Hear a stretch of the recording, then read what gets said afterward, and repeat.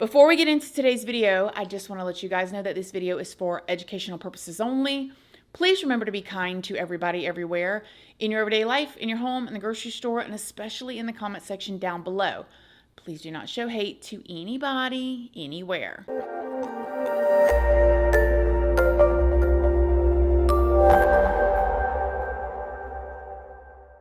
So good morning, good morning, good morning. How is everybody doing today? I hope you all are having an amazing day. I hope you all have had a wonderful week. I hope everybody is feeling good. So in today's video, we're going to be talking about a woman who is probably one of the most brave and courageous women I have ever researched. I'm going to tell y'all all about it. I'm going to tell you why I feel that way in detail at the end of the video. Before we get into it, though, I did want to let you guys know, if you don't already know, hi, my name is Christina. I do have a second channel, which is Casually Christina. We just do things more casually over there. I also have a Patreon. My Patreon is for 18 and up. And over there, we talk about more personal stuff. We go live over there. There's a $2 tier for all the true crime stuff that cannot go onto YouTube due to their terms and policies. That goes over on my Patreon under the $2 tier. I also am on Facebook, Instagram, Snapchat, and I'm also on Like to Know It. And Like to Know It is a platform where I post links to a lot of the things that you guys ask about, I use, and I like this top, makeup, earrings, workout gear, cooking utensils, pots, pans, furniture, just about anything that you can think of that I use or that I like. I post those over on my Like to Know It, so you can find them there. All of those platforms are linked down in the description box if you would like to come and check me out. Now, let me tell y'all about this brave, courageous, incredibly admirable woman. Now, Gisèle Pelicot, she thought she could trust her husband, Dominique Pelicot, completely and totally. I mean, Gisèle believed that they had everything that they needed to be happy and that they were completely in love. Dominique, her husband, was born on November 27th of 1952 in France. Jazelle and Dominique were 18 years old, and the two of them were living in Paris, France when they met. They ended up getting married 2 years later in 1973, and they would go on to have 3 children together, 2 sons and 1 daughter. And then they would go on to have, as of up till now, 7 grandchildren. Talk about a blessing. Now, bringing it back to Dominique. Dominique, her husband, worked for EDF, which is a power company in France. Gisèle was a business manager there at the same company. Now, it is said that they never had like a ton of money. They were just not flowing in money. And in fact, Dominique, her husband, spent way more money than he should, and he ended up getting them into quite a bit of debt. Now, because of this, Dominique ended up borrowing 75,000 euro from his brother, which he never repaid. We're not talking about somebody borrowing $20, okay? Can I get 300 for the light bill? 75,000 euro that he just never ended up repaying his brother. Dominique ended up quitting his job at the power company, and he did several other things after that. One of the things that he did was, I believe it was starting a company as an electrical research company. However, he ended up filing bankruptcy with that company back in 2001, and so that didn't make it either. Now, because of all of this, Dominique and Gisèle actually ended up getting a divorce in order to protect their assets during this time. Then later, they would go on to get remarried in July of 2007 because, like I said, Gisèle believed that they were totally in love. Again, she trusted him. Remembering, they got married in 1973. They got remarried in 2007. That's a lot of years together, a lot of memory, a lot of family events. She trusted him. But suddenly, things started to completely change in 2013 when Gisèle retired. After she retired, because she kept her job this whole time, Gisèle and Dominique moved from Paris to a place in southern France called Mazan. It's a really small town of about only 6,000 people.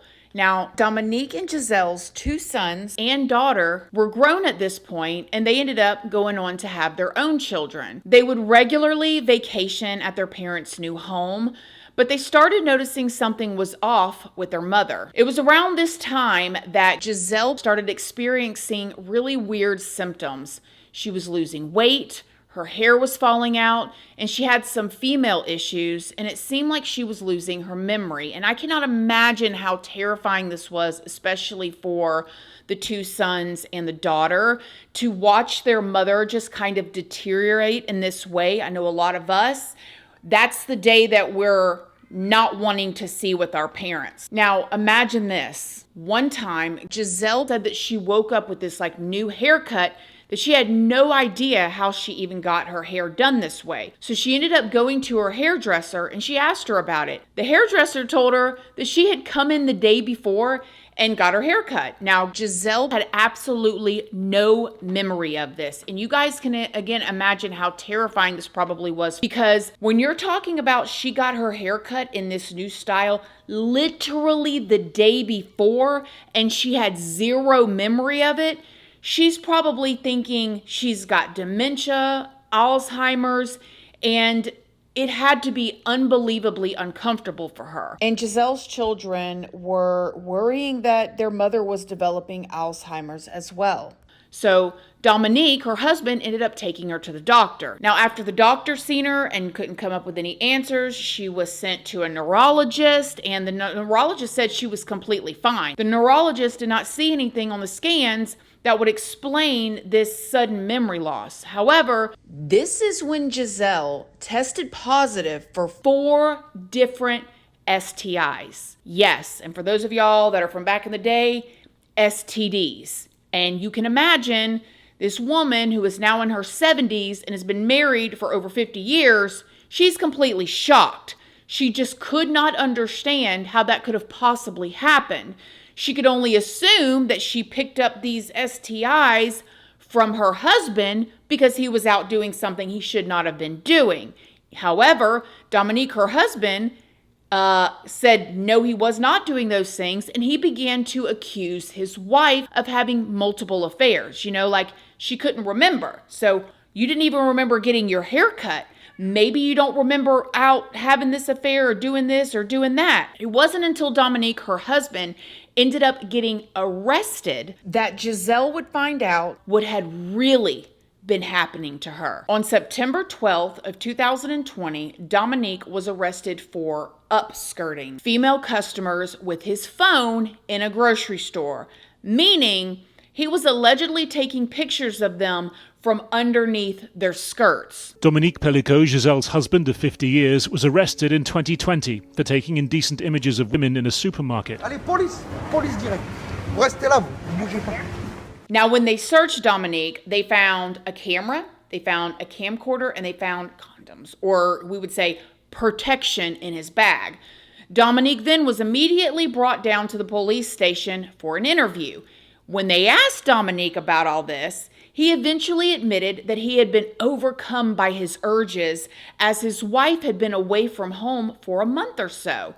He said that he just could not help himself, okay? Now, during this interview, Dominique and Gisèle's home was searched. These cops in this part of France did not play with him. They did not just take him and arrest him and charge him with this lewd and lascivious or public They went to his home and they searched the whole house. All of Dominique's electronic devices were taken in as evidence so they could search through them. And then Dominique ended up being released on bail, pending the investigation of his electronic devices. You know, they wanted to make sure he didn't have any other pictures or videos of any other women walking around in a grocery store, probably trying to get some diapers or some yogurt or something on his electronic devices. However, little did the investigators know that they were about to uncover more than they could have ever imagined. The search of Dominique's electronic devices showed that Dominique had been part of a private chat room called Without Her or His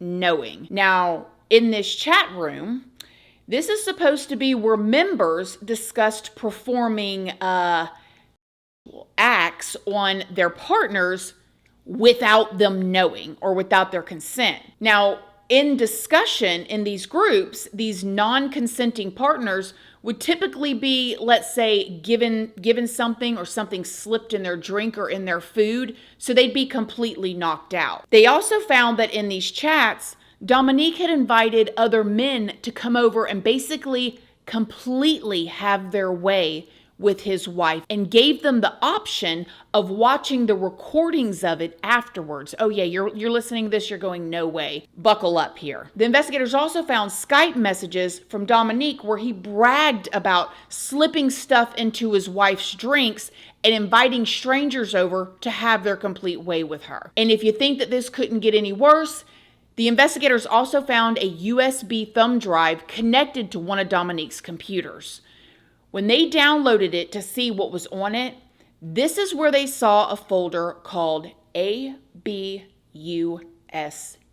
And on that USB drive, they found more than 20,000 pictures and videos of acts that were done against Gisèle. This 70-something-year-old grandmother was clearly unaware and unconscious in all of the pictures and videos. And Dominique, her husband, again, of over 50 years, whom she trusted, organized these folders on this USB very specifically. Everything was organized by the date of the act, the name of the person committing the act, and the nature of the acts. Like, he just sat around organizing all of these acts against his wife. Just on this thumb drive alone, there were 92 separate R words committed by 72 different men between July of 2011 and October of 2020. We're talking about this was going on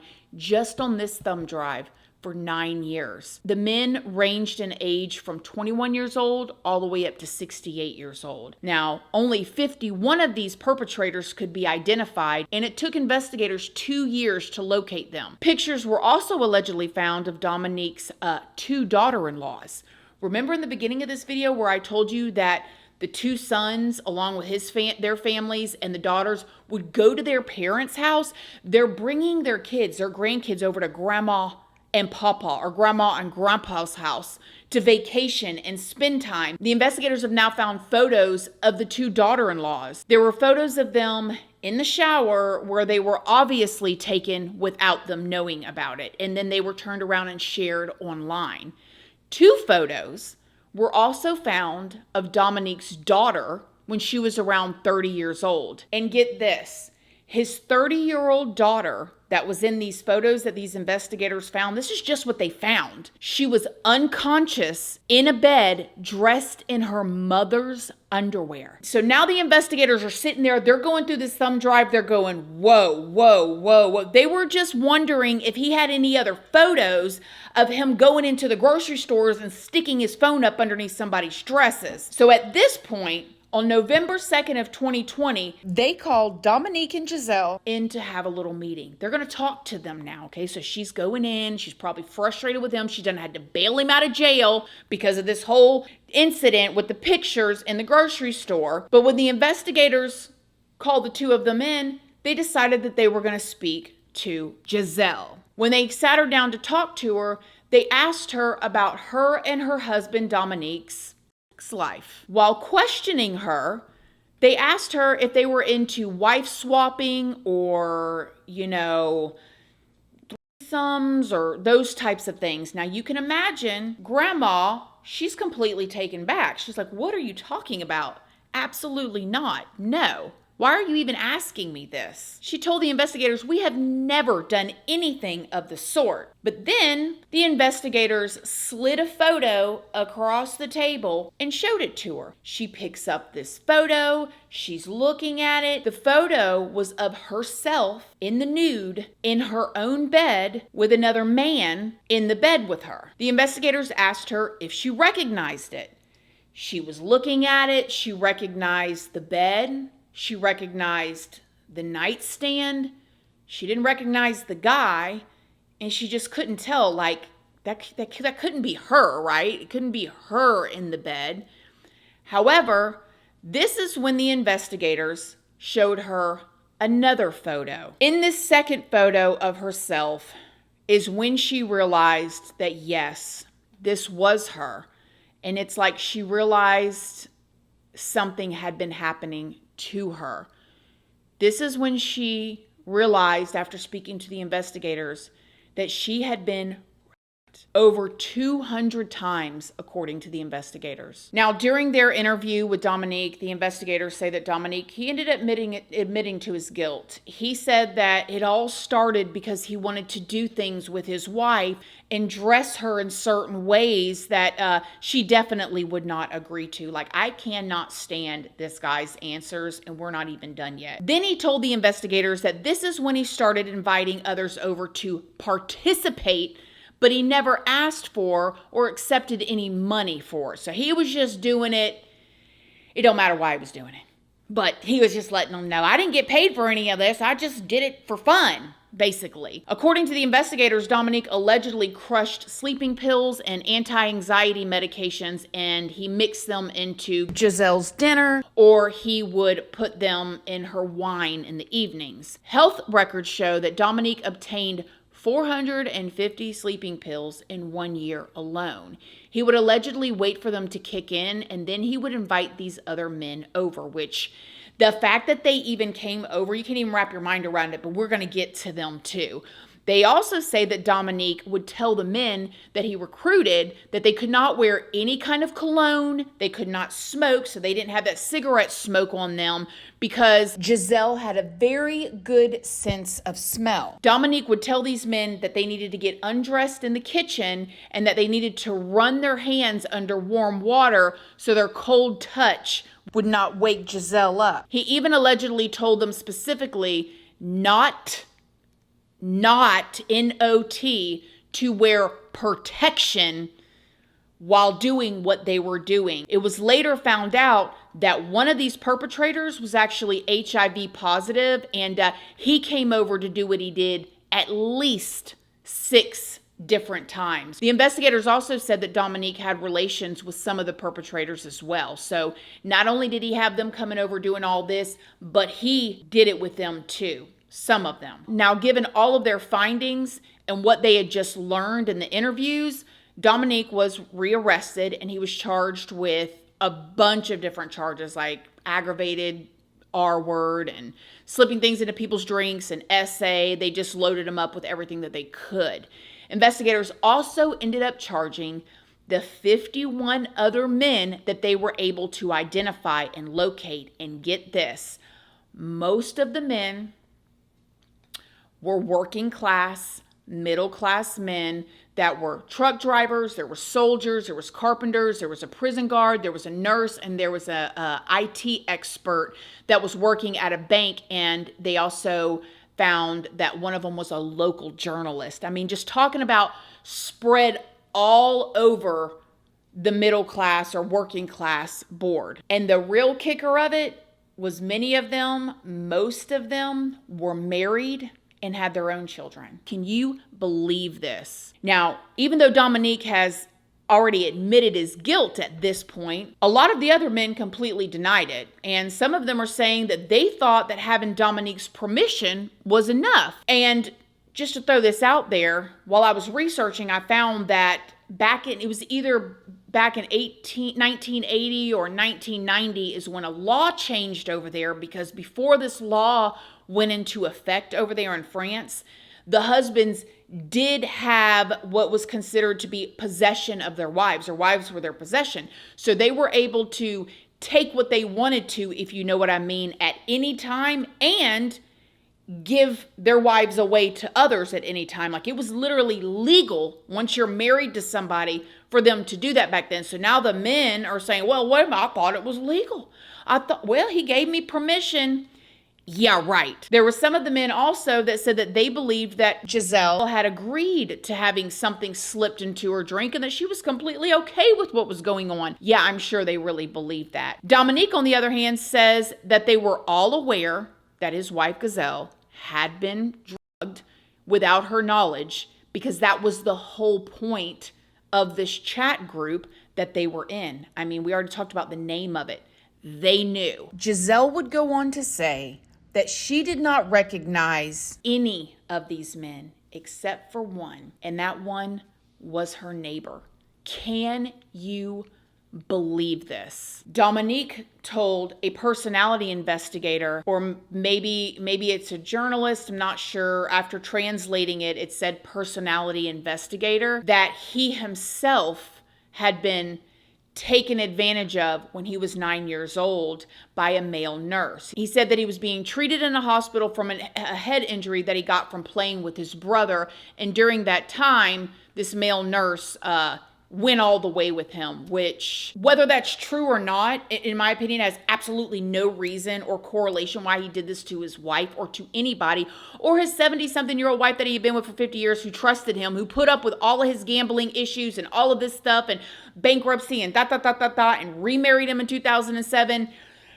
But his brother said that he's lying, that none of that is true. And as a matter of fact, his mother called up to the hospital and found all of the nurses or the staff that was working the night that he actually went in with his head injury, and there was not even a male nurse there at the time. Dominique also told this personality investigator that his father had been very violent towards his mother, but again, Dominique's brother says that that isn't true either. So it's almost like he's trying to gain some sort of sympathy for this situation when there is no sympathy to give him. Even if everything he said was true and more, there's no sympathy. Now, even though Dominique, who is now 71 years old, has admitted his guilt, he says that he doesn't believe that he did anything wrong, and he claims that he actually saved his now 72-year-old wife from suffering when he slipped her these things. He said, listen, I've saved her life before, I don't think I did anything wrong. So because of this, the case ended up having to go to trial, because what it sounds like is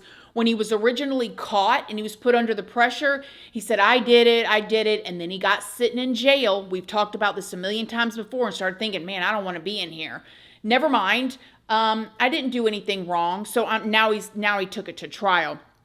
The lawyers for the defendants in this case asked for the trial to be private, as you can imagine. I bet they did. All those 51 people, as well as him, the lawyers are like, listen, we need to keep this private. We're requesting everything to be on the down low, not in the media. However, Giselle's lawyers, they completely objected. And this is just one of the many reasons why I say this is one of the most courageous women I've ever researched. She wanted it in the public. She wanted people to know what had happened to her, and she believes that there's no reason to hide it. The judges have decided to allow the trial to be completely publicized. And so as the trial has been going on, videos that they found from Dominique's hard drives are going to be played in court as evidence. And the trial is currently going on and it is expected to last all the way till December. I mean, this is going to be a long trial. Many people have showed up outside the courthouse to show their support and their respect for Giselle. During the trial, Dominique was supposed to testify, but apparently he had to be hospitalized due to his failing health. I've just come out of the courtroom where Dominique Pelicot was expected to be this morning and to give evidence this afternoon. But he complained yesterday of some sort of unknown stomach bug or illness and left court then. We were expecting, his lawyer was expecting him to return today to take the stand, but we've since been told by his lawyer in a phone call to the courtroom that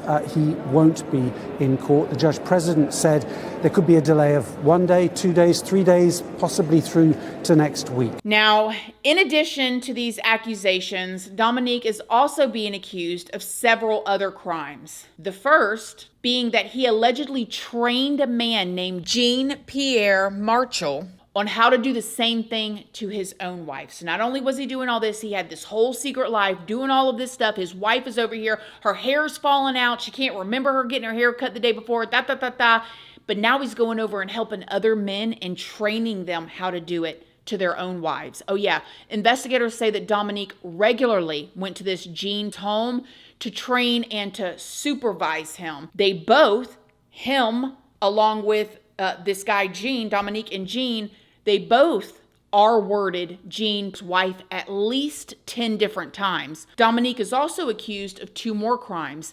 The investigators say that back in 1991, a 23-year-old real estate agent named Sophie was found deceased, without any clothes on, and face down on the carpet of an apartment that she was supposed to be showing to a client. She had very clearly been taken advantage of, and she had been strangled with a belt. Her case was initially linked to a serial killer, but then it went cold for 30 years before it ended up being linked back to Dominique in October of 2022.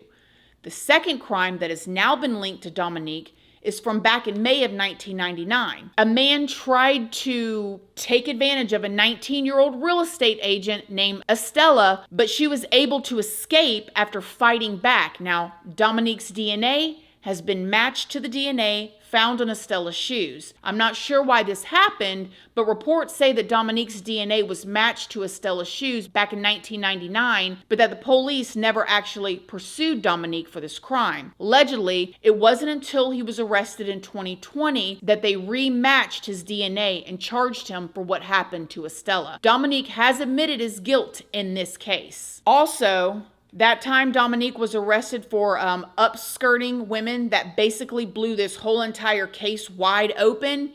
It wasn't his first time that he had been arrested for that. He was first arrested for it in 2010. He was fined $100, and his wife Gisèle was never made aware of this incident. So that happened before. He paid $100, he was done, and she never even knew about it. Now, Dominique and Gisèle's daughter went on to write a book, and she titled it, "And I Stopped Calling You Papa." And in the book, she talked about her experience with her father growing up. And I'm sure y'all are probably thinking he was angry, he was like a distant father, he was a weirdo. However, in the book, she described her father as a warm and present father. She said that he was the one that drove her to school every day. He's the one that picked her up from school. He would pick her up from parties late in the evenings, and he was always there to encourage her and console her. She was unbelievably shocked by who her dad really was deep down inside. And that, again, is terrifying. There were, according to like the daughter, she didn't see no signs. She thought he was an amazing father. This same daughter has also since started an awareness campaign called Don't Put Me to Sleep, which is supposed to be like related to drug facilitated SA.